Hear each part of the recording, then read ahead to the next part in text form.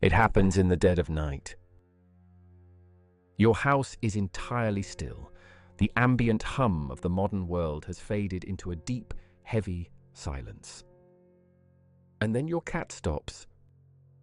Its ears twitch, its fur ripples, and its eyes lock onto a perfectly empty corner of the ceiling. It refuses to look away.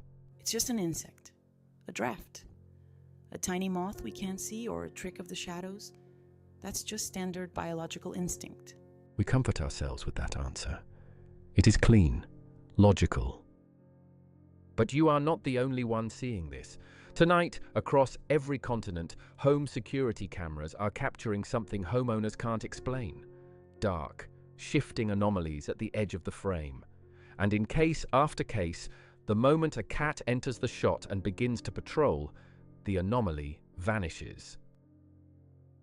Grieving families report something just as strange. A stray cat appearing on the doorstep within hours of a death, refusing to leave, standing watch at the threshold until the mourning period passes.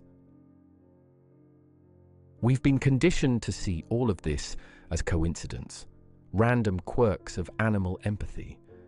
But if you follow the thread of this behavior back far enough, you find a story that isn't about companionship at all. It's about a sentinel. And the record of what that sentinel was actually built to do sat buried, quite literally, for over 40 years. In 1927, deep beneath the ruins of ancient Nippur, archaeologists pulled a sealed pottery jar from the earth.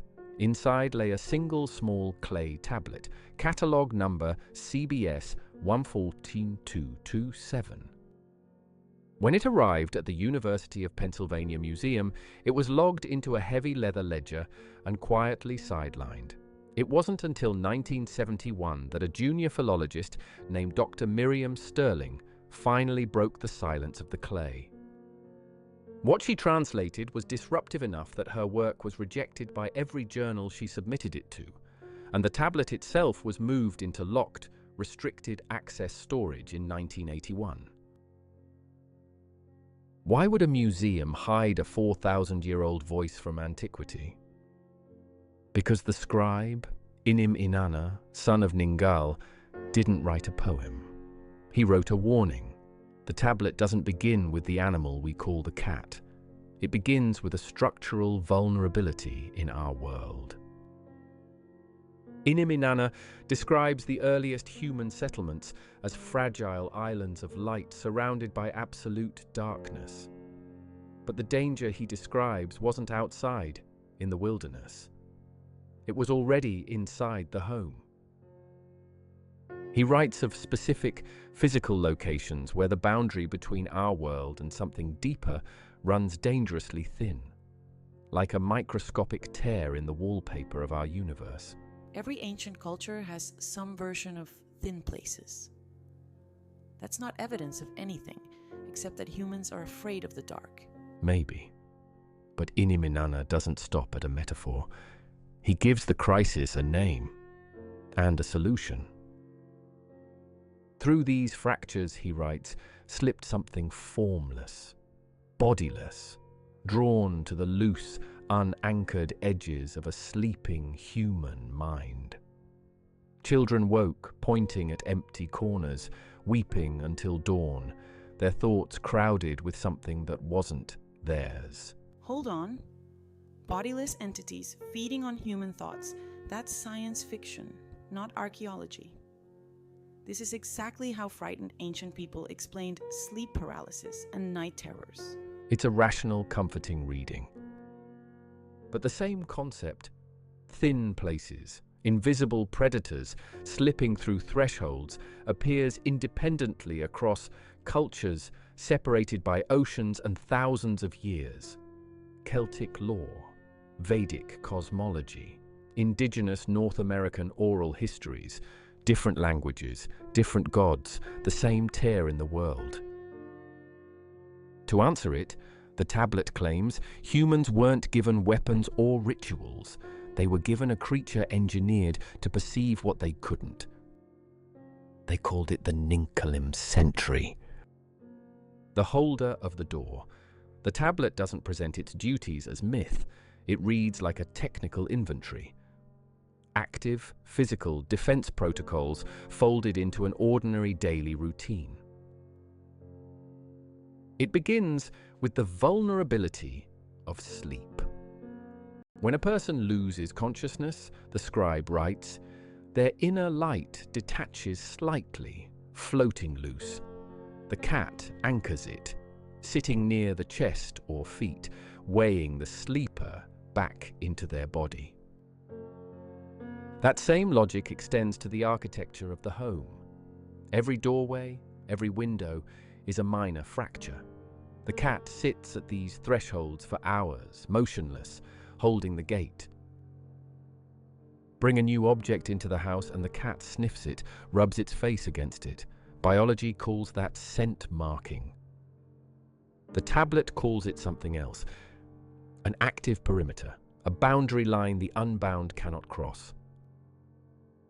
And in the sudden, frantic sprints through a dark hallway at midnight, the tablet claims the cat is disrupting a shadow before it can solidify. Silence, Inim Inanna warns, is the medium the unbound need to take form. Motion breaks it. And when the shadow persists, the cat holds its gaze on the empty wall. The eyes themselves, the tablet insists, are the barrier. As long as the stare holds the coordinate, the door stays shut. But how does something this small permanently seal a tear in the world? The answer, Inim Inanna writes, is the purr, the giving of the throat sound. We're taught it's a mechanical sign of contentment. The tablet describes it as a low, resonant frequency, like the slow, heavy friction of deep-sea gravel grinding under an abyssal tide. Not a sound of pleasure, a weld, the final lock on the gate. It's a complete, internally consistent system, every strange feline habit accounted for as a defensive task. But the tablet's own scribe admits the knowledge was already fading even as he carved it. By his time, he writes, temple officials had begun treating these creatures as ordinary pest control. The Egyptians who came after tried to hold on to the memory. They raised the cat to the goddess Bastet, mummified them, made harming one a capital offense. But by the Middle Ages in Europe, the pendulum swung violently the other way. The same behaviors the Sumerians revered, night running, staring into doorways, were read as witchcraft. The sentinels became suspects. They were slaughtered by the hundreds of thousands. So you're saying the witch hunts caused a metaphysical breach? The Black Death was rats and fleas. That's settled science. That biological explanation is completely accurate. Fewer cats, more rats, more plague. But look at the map. Look at the timing. The regions where cats were slaughtered most aggressively are the same regions the plague hit hardest. We broke the pact, and something rushed into the space we left behind. Call it bacteria, call it something else. The outcome was identical. Our defenses were gone. Dr. Miriam Sterling died in 2007. Her translation was never published by a major press. In her final years, she was still handing out photocopies to a shrinking circle of colleagues who would listen. Which brings us back to the footage. The stray cats appearing at doorsteps. The shadows that vanish from the frame the moment one starts to patrol. The Sumerian scribe would call that a contract still in progress. The cats were not domesticated, Inim Inanna writes. They accepted a posting, and they're keeping it, whether we remember the terms or not. The last thing he wrote before the tablet was sealed and buried was this: these creatures hold the key to a truth we let fall into the dust, watching us with the quiet, unsettling knowledge of what we used to be. So tonight, When your house goes quiet again, and your cat sits at the threshold of the dark hallway and stares, unblinking, into the black. You'll have to decide for yourself what you're looking at. A simple domestic pet, or a guardian who was never told the assignment was over.